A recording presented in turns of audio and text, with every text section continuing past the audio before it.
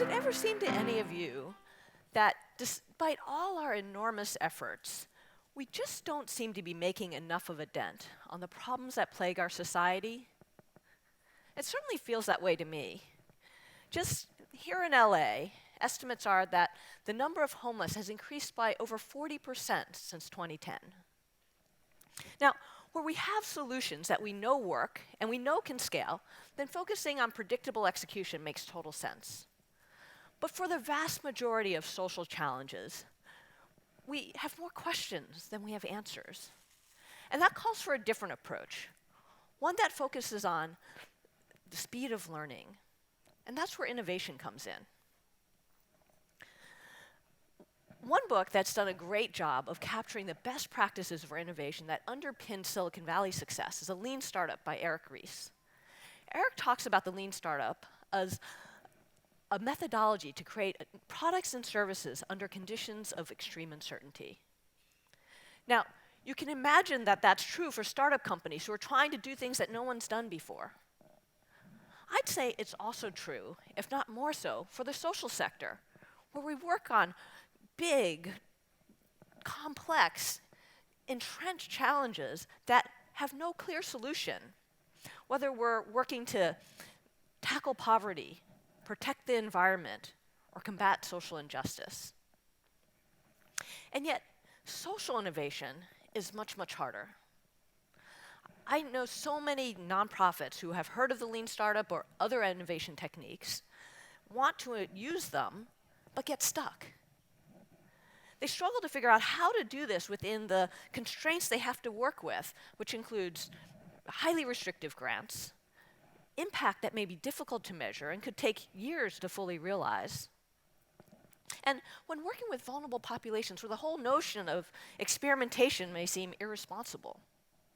And that's why I wrote Lean Impact, to show how we can adapt these best practices of innovation for the realities of social good, by bringing in the stories of organizations that have figured out how to navigate these and other challenges. In the course of writing the book, I was lucky to interview over 200 organizations, both big and small, domestic and international, nonprofits and for-profits, and find out what was differentiated the most successful. And I distilled that down to 3 principles that I want to share with you today. The first is to think big. In the nonprofit world, we tend to plan based on constraints, whether those constraints be the number of dollars we have, the number of staff we have, or the size and scope of a particular grant that we're applying for. I'd argue that the first place that we need to start is to shift our mindset instead to planning for the actual need in the world, to set audacious goals that we may not know yet how to reach, but that will really move the needle. Let me put that in some perspective. I spent the last few years working in global development, and some of the things that we work on are things like access to clean water, electricity, and improved sanitation. These are things that we've made slow but steady progress on over the last 30 years. And we talk about that, this is hard, painstaking work, because we're talking about people who are incredibly poor, who live in remote rural areas, who are hard to access. And so it's going to take a lot of time to do this. But what's interesting is during this same period of time, adoption of mobile phones skyrocketed in these same remote, poor communities. So what's different here? There are a few things stood out to me. One is that there was a new technology breakthrough that created new capabilities in a mobile device. This was a solution that people demanded and wanted. People would pay money to top up their mobile phones before they would buy food in many cases. Something that added a lot of value because people wanted to stay in touch with their loved ones, find economic opportunities, and so forth. And there was a business model so that mobile phone manufacturers could make money, invest in R&D to make lower cost devices and distribute them. Telecom companies could invest in getting access to more and more people around the world. And so certainly not everything in the social sector is going to look like this, but I challenge us to aspire for this kind of progress. just to give an example of what that might look like, I want to share the story of EARN, which is a nonprofit that focuses on looking at how to help low-income Americans build a habit of savings. After 10 years, they had they had 7,000 accounts, and were being recognized and rewarded by their industry and by their peers for being one of the most successful in the industry. But one morning, Ben Mangan, who was the founder, woke up and he thought, 7,000 is good. We're doing good work here. But there are 50 to 70 million people who could benefit, and we're not even getting close. And so that night at an awards dinner, he announced this audacious goal that EARN would serve 1 million people in the next 5 years. Now, this forced them to completely rethink their model, because 1 million was, a huge step from 7,000, and it required a different approach. They could no longer look at doing in-person visits and financial matches for savings, and instead they ended up building a technology platform. And the first year since the technology platform was released, they were able to reach 85,000 people, more than 10 times as many as in their first 10 years combined. So once we have that big, audacious goal, the temptation is to start executing as fast as we can. But by starting small and staying small, I believe that we can make a much bigger impact in the long term. There's a tendency in the social sector to plan in excruciating detail. That planning maybe starts at a grant maker who's designs a program. They put out a RFP. People plan in their proposals. They plan in their work plans, and eventually we end up starting to deliver. And there's so many things that could go wrong at that point. We've made a lot of assumptions. So at the core of the lean startup is shifting to a different approach. Rather than a focus on planning, there's a focus on delivery. How do we get things out as soon as possible so we can learn from the realities of the complex environments we work in? And the faster we can get things out, the faster we can learn, the faster we can improve. And Eric captured this in the lean startup with the build, measure, learn feedback loop. Now, this may sound fancy, but it's essentially the scientific method that we have a potential solution, we form a hypothesis, and then what we do is we build an experiment, or what Eric calls an MVP, or a minimum viable product. We then measure the results of that experiment. We gather data. We see what works or not. And then we learn. If our hypothesis was proven true, if what we expected to happen happened, then we can double down and maybe do more. If it didn't work, then we need to look at, do we refine our solution or take a completely different path? But the key here is the speed of the iteration. We all do this. Everyone does this on some level, but sometimes this feedback cycle can take years.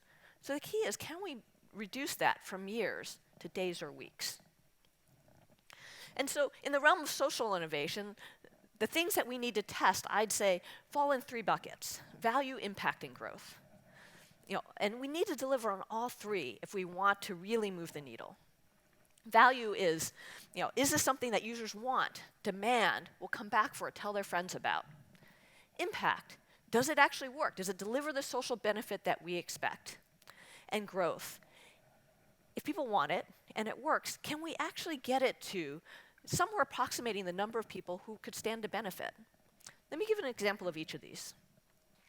So building an experiment in the social sector can look a lot different than building an experiment when you're building an app or an e-commerce site. I want to share the example of the behavioral insights team in Australia, who was working with the government of Australia to figure out how to reduce the consumption of sugary drinks, which has been known to cause all sorts of long-term health problems. So the government was considering a sugar tax, but they weren't sure if that would help. And they also weren't sure, they were also facing pressure from drinks manufacturers who were concerned about it impacting their sales. So the behavioral insights team decided to run an MVP, an experiment. They worked with a hospital, Alfred Hospital, and within the hospital increased the price of sugary drinks in the vending machines by 20%, sort of approximating what a tax might be, as well as in the cafeteria. And they stepped back to see what would happen. And what they learned was that people actually purchased fewer of these sugary drinks, But what was great was they found that it's not that people just purchased fewer drinks, they shifted their mix of drinks that they purchased. So they purchased more drinks that were lower in sugar. And so they could go back to the beverage manufacturers and say, hey, it's not that you're going to lose sales, you're just going to have different sales. And that paved the path to being able to drive this policy change. On the impact front, impact can often take a long time, and that's one of the things that makes experimentation in the social sector difficult. One of the areas where that's true is in education, where educational attainment can take a long time to fully manifest. Summit Public Schools is a nonprofit that set out with this audacious goal to have 100% of their diverse student population graduate from college. They put together the best practices for education in their charter schools, and 8 years later, when their first students graduated from college, they were highly successful. Their graduation rate was much higher than average.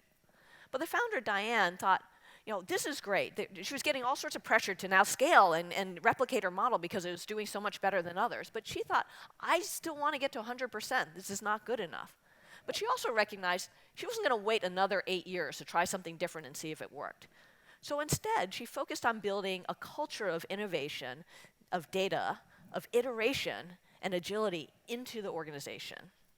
And what they did is they ended up running 57 week-long experiments, varying the length and duration and mix of different interventions in the classroom, from teacher-led lectures to self-paced learning on computers to projects in small groups to one-on-one tutoring, to see what would work. And each week they would run student assessments to see what students had learned, get feedback from focus groups, get feedback from teachers, and determine what worked well and what didn't, and then iterate and improve on what they're doing. And so over the course of a year, they were able to refine their approach, their transformative approach to personalized learning. And their model's now been replicated by been adopted by over 300 public schools across the country. And finally, growth. Now, growth in the social sector looks very different most times than growth in the private sector. We're not talking about one organization that gets huge and dominates the world. So the story of Vision Spring, I think, is emblematic of one of the paths that organizations can take to scale. Now, Vision Spring decided to focus on a 700-year-old invention that has been shown to improve productivity and improve learning potential, and that's eyeglasses. And despite this being around for hundreds of years, estimates are that 2.5 billion people who need glasses don't have them. And so Vision Spring set out to solve this problem. They started as most nonprofits would, where they they set up shop in El Salvador and India, and had vision entrepreneurs do outreach into rural areas. And they had great successes come back. They heard about people who had not been able to work being able to work again, kids who could suddenly be able to learn much better. And many people would consider this a success. But they thought, that's not enough. We need to do more. We're losing money with every person we reach, and we're never going to get to the scale we need. And so they pivoted. Their next version was that they set up vision centers in more urban areas, which allowed them to make some profits from more affluent customers, and then plow those profits into outreach to more rural areas. And through this new model, they were able to become financially sustainable. Also something that would normally be considered a huge success for a nonprofit. You're doing good, you're financially sustainable, that's great. But it still wasn't enough for them, because they realized that it would take them decades, if not centuries, to continue to grow their model to reach all the people in the world. So they pivoted again.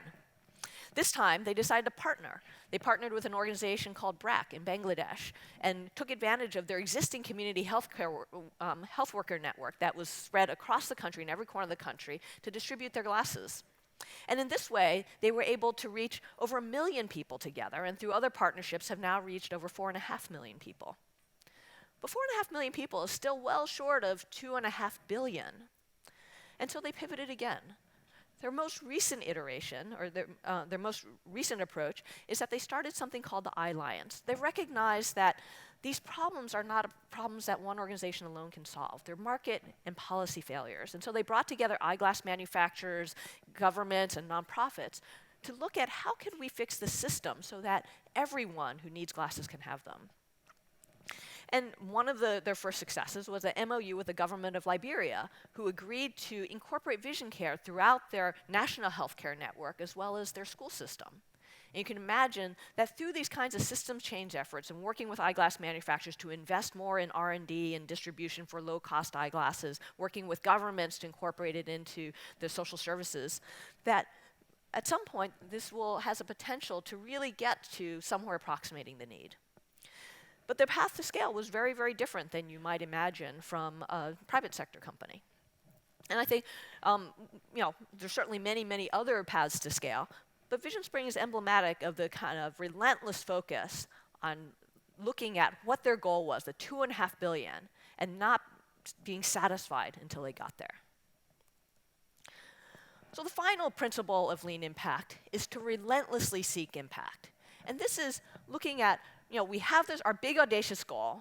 We start running small experiments to figure out how we're going to get there. But it's important that we stay relentlessly focused on the path from one to the other. And too often there's things that can divert us from that path. One is that there's a tendency for us to fall in love with our solution rather than our problem.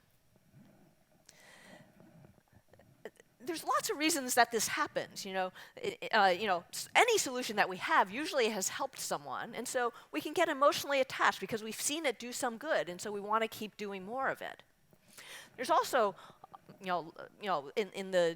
what we do every day is we promote our solutions. This is what we identify with, right? This is what we're selling to funders, what we're putting on our websites. We don't have, profits to be able to tout, so we get very focused on the solutions that we have as the differentiator for what makes us special. But sometimes those solutions are not necessarily the best ones. I spend time with lots of different nonprofits, and I've seen many working in the same sector all say my solution's the best. And I can't believe they're all right. So part of, if we really care about impact, it requires us to let go of our preconceived notions of the role of our organization, the pride of ownership of a particular solution that we came up with, any particular technology that we think, we want to use because it's sexy, and really focus on the data, on measuring impact, on what really is making the biggest difference. And what that means is that we need to measure what matters. Too often we focus on what Eric calls vanity metrics on the left, which are the absolute numbers, such as the number of people we've touched, the number of people we've reached. These numbers don't actually tell us anything about whether we are doing good. We did stuff, but did it make a difference? Did it improve people's lives substantively? And even if it did, could another organization have reached more people or done more good with the same resources? Those are the questions that matter. And so what it's important for us to focus instead is on the unit metrics, the innovation metrics, such as in the areas of value, growth, and impact, such as the conversion rate, the adoption rate, the success rate, the unit costs of each person that we reach. Because when we optimize for these kind of metrics, they're going to pay dividends over time. And so I want to end by saying that one of the things I really hope to see happen is that today we're too easily satisfied with having some impact, with doing some good. When people donate money, they volunteer their time, they dedicate their lives to working on something that is trying to make the world a better place. We celebrate that for the mere fact of doing it. And that's great. I think that's a first step. But I think we need to raise the bar. I think companies are expected to maximize shareholder value and maximize profits. This is like sort of a fiduciary responsibility. And I'd love to see a world where if we're a nonprofit or a mission-driven organization, that we're called to not only do some good, but to maximize the impact that we have in the world. And what that means is to set audacious goals for what we hope to achieve, test and experiment to figure out the best solution, and then relentlessly focus on delivering as much value, growth, and impact as possible.